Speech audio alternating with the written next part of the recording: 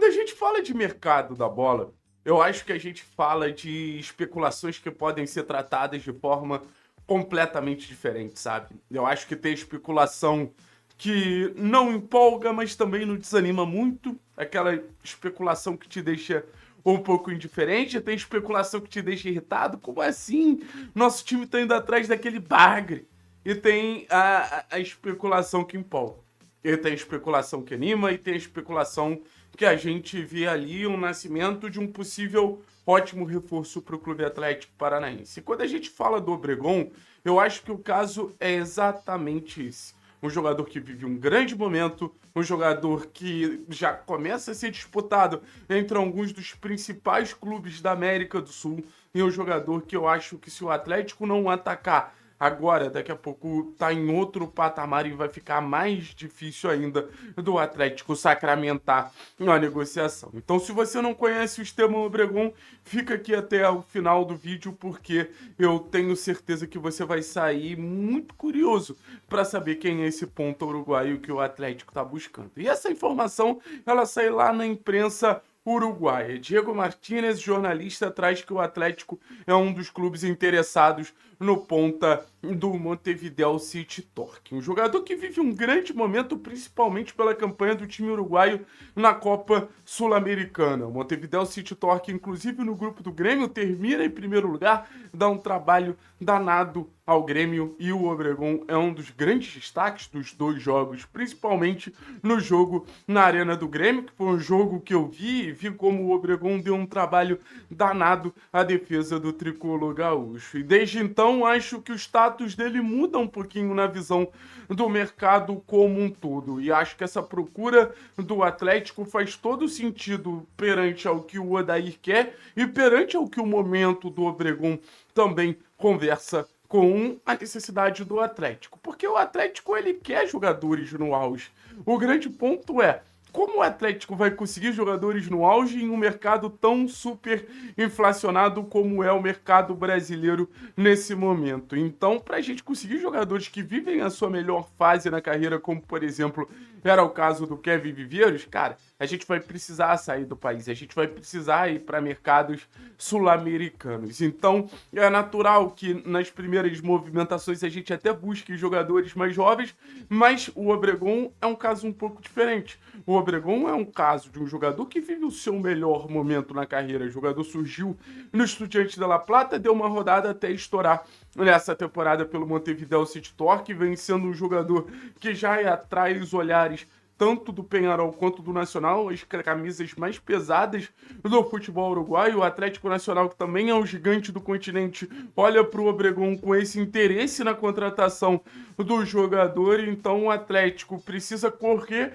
para vencer uma disputa se realmente estiver interessado no ponta de muita velocidade. Para vocês terem ideia, e agora começar a falar um pouquinho das características do Obregon, a gente está falando de um jogador que tem 36 quilômetros por hora de velocidade média em uma partida da Sul-Americana. Óbvio que essa não é a velocidade padrão do Obregon, mas é um número que impressiona, um número que impacta bastante. Para vocês terem ideia, eu vejo volta e meia aqui na pista que eu corro em Niterói, pessoas que correm pra caramba, correndo a 15, 16 quilômetros por hora.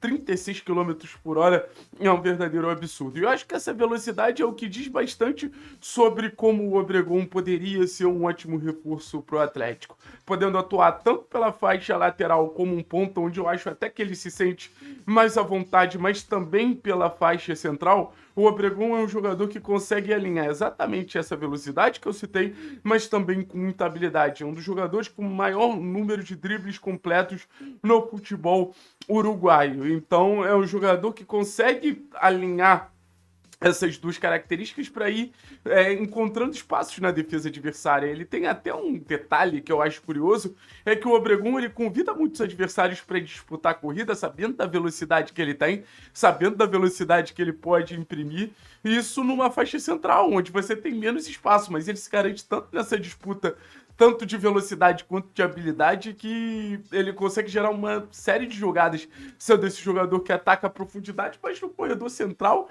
e mesmo em situações que você vê ali de não tem da onde ele sair.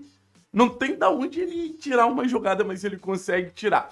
Então é um jogador que eu vejo com um encontro muito claro em relação à estratégia de jogo do Atlético, um encontro muito claro em relação ao que o Atlético pensa como equipe, de ser uma equipe intensa com bola e de uma equipe intensa sem bola. É um jogador que eu acho que também tem refino técnico para atuar numa entrelinha, para atuar num espaço reduzido, e um jogador que sem bola é extremamente dedicado. Eu acho que a gente pode falar que o Obregon é um guerreirinho jogando ali numa faixa lateral ou numa faixa central, mas sempre pressionando muito bem a saída de bola do adversário, que é uma característica que tanto o Montevideo City Torque mostrou nesses confrontos contra o Grêmio, como o Atlético também costuma ter esse perfil de incomodar a saída de bola do adversário, de gerar o erro da saída de bola do adversário para aí você gerar volume, para aí você atacar mais vezes. Mas quando você fala em velocidade, é natural que você pense em um jogo de transição rápida.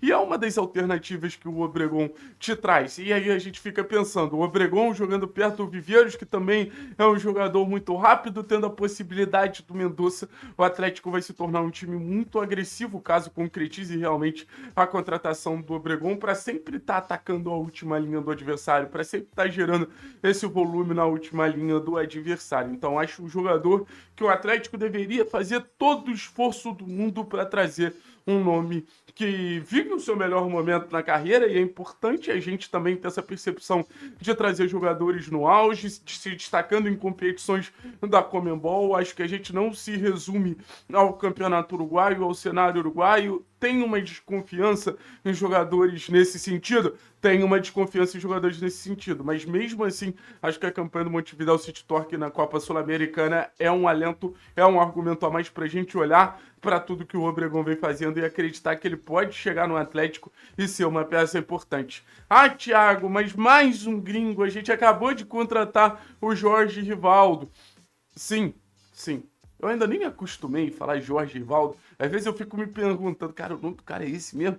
Mas o Atlético pode ter quantos gringos quiser. É só administrar ali a questão de quais vão ser utilizados em tal jogo, quais não vão ser utilizados no jogo tal. Então, no final das contas, eu acho que é algo pra gente refletir e levar em consideração, que pode ser um movimento muito interessante. Volto a dizer, acho que o Atlético não vai conseguir trazer jogadores no auge que não sejam de mercados vizinhos. O valor estimado do Obregon é cerca de 2 milhões de dólares, um valor muito baixo para um jogador tão valorizado quanto o jogador do Montevideo City Torque, com várias procuras. Acho que 2 milhões de dólares não paga nem metade do que a gente investiu no Rivaldo. Então, assim, o status é outro.